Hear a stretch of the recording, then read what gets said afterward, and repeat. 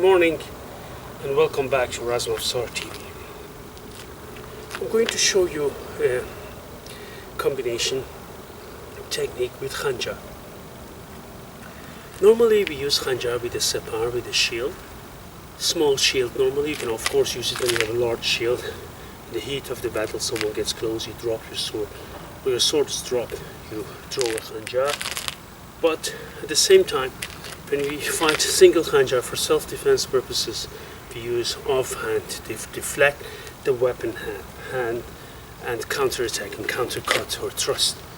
But in the beginning of Razmov Saw, for lower levels, I also teach them how to use this as the scabbard, as we say niyam or qalaf, as a small shield. So once I'm in such a position, you can get, for example, cuts on that, or you can deflect with that. You can even strike with that. Mostly is for a small shield. For example, I'm here in the cross, not like this, in a cross. I cut, and then see his thrust comes, and I can deflect or hit on the blade with this part. Or even you can come and try to put it to the side and go like that. So if I'm here, I cut, I deflect, and I thrust. This is one of the combinations I want to teach you today. So I'm here, I do this, I deflect, and then I thrust. I keep it, and then I thrust. So I'm here, I cut, I deflect and hold it, and I go and thrust. So this, and this. I'm going to show it from this side, this, right, and then go and thrust. Now, of course, when I'm here and I cut, if I see it fit, I can move it and do this, and then I thrust. This is also a possibility. So here, and then thrust. That's a horizontal thrust. So here, and thrust. Be careful you don't hit your hand. So this, and this.